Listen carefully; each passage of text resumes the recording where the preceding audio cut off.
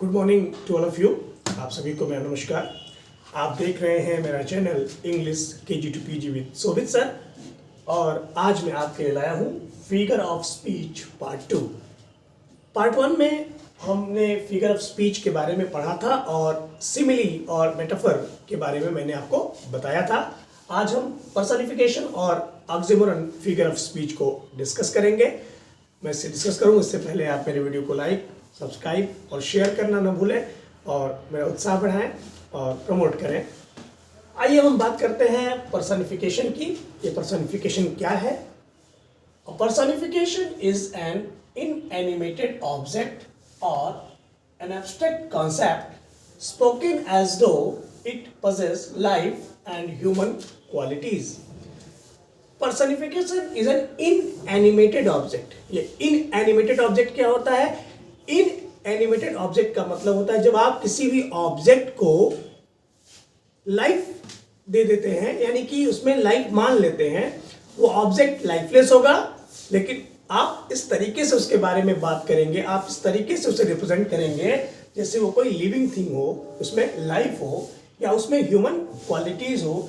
इसी तरीके से ये कोई एब्स्ट्रैक्ट कॉन्सेप्ट हो सकता है, ये कोई आइडिया हो सकता है, कॉन्सेप्ट हो सकता है जिसको आपने इस तरीके से रिप्रेजेंट किया है, इस तरीके से उसको सामने रखा है जैसे उसमें लाइफ या ह्यूमन क्वालिटीज हो। ठीक है, साधारण शब्दों में कहें तो जब भी किसी ऑब्जेक्ट को या किसी कंसेप्ट को, किसी आइडिया को हम इस तरीके से रिप्रेजेंट करते हैं जैसे कि वो कोई ह्यूमन हो या ह्यूमन क्वालिटीज हो, उसमें लाइफ हो, तो वो पर्सनिफिकेशन कहलाता है। ठीक है, अब हम बात करें एग्जांपल्स क्या क्या हो सकते हैं पर्सनिफिकेशन के।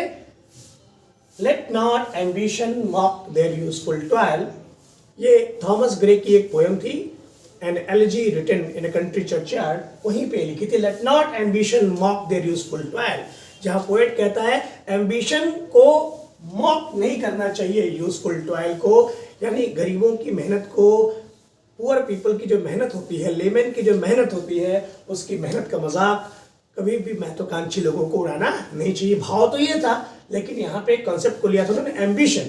अब एम्बिशन तो क्वालिटी है, क्या एम्बिशन किसी का मजाक उड़ा सकती है? नहीं, लेकिन यहाँ पे हमने क्या लिखा? Ambition mock. ठीक है, तो यहाँ पे ये दिखाने की कोशिश है कि एम्बिशन यानी कॉन्सेप्ट को हमने क्या मांगा है? लाइफ, एक लाइफ लिविंग थिंग मान लिया है कि एम्बिशन कोई व्यक्ति है और वो मॉक कर रहा है, यानी उसको हमने ह्यूमन क्वालिटीज दे दी है, इसलिए ये पर्सनिफिकेशन है। ऐसे ही आप अगले में देखेंगे और स्पष्ट हो जाएगा। Opportunity knocks at the door but once, की अवसर, भाग्य आपको एक चांस जरूर देता है, आपके दरवाजे पे खटखटाता है। तो अवसर तो एक कॉन्सेप्ट है, मौका तो एक कॉन्सेप्ट है, कोई इंसान तो है नहीं, लेकिन नॉक मतलब होता है खटखटाना, और खटखटाने का क्रिया क्या है? ह्यूमन बींग्स करते हैं, लेकिन जिस तरीके से रिप्रेजेंट किया गया है वो लगता है जैसे कि अपॉर्चुनिटी ही कोई ह्यूमन हो।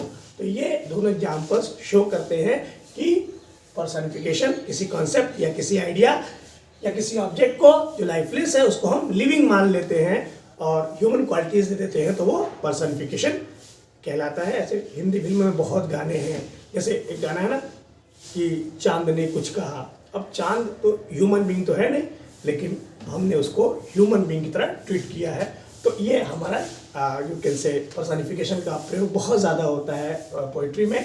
ऐसा ही एक कॉन्सेप्ट ऑक्सिमोरन का, and oxymoron is a paradoxical utterance. ये एक पैराडॉक्सिकल अटरेंस है, और जब हम पैराडॉक्सिकल अटरेंस कहते हैं तो इसका मतलब ये होता है कि दो विरोधी या दो अलग अलग थॉट्स को एक साथ रिप्रेजेंट करना, दैट conjoins two opposite और contrary words। और खास तौर से ऑक्सिमोरन में क्या होता है? दो अपोजिट वर्ड्स साथ साथ आते हैं। ठीक है ना, conjoins two opposite words, दो अपोजिट वर्ड्स एक साथ आएंगे और मिलकर के एक मीनिंग देंगे, टू गिव मीनिंग, उसी को हम ऑक्सिमोरन कहते हैं। साधारण शब्दों में कहा जाए तो दो अपोजिट से दिखने वाले मीनिंग वाले वर्ड्स को एक साथ यूज करना और उन मीनिंग्स के सहायता से एक नई मीनिंग या कुछ कहना, अपनी बात को कहना, वही क्या होता है? ऑक्सिमोरन कहलाता है। आपके सामने कुछ एग्जांपल्स हैं, जैसे having nothing and having nothing he hath all. जब हैविंग नथिंग, जब उसके पास कुछ है ही नहीं, ही हैथ ऑल सब कुछ है, ये अपने आप में विरोधाभासी है। जब कुछ नहीं है तो सब कुछ कैसे है?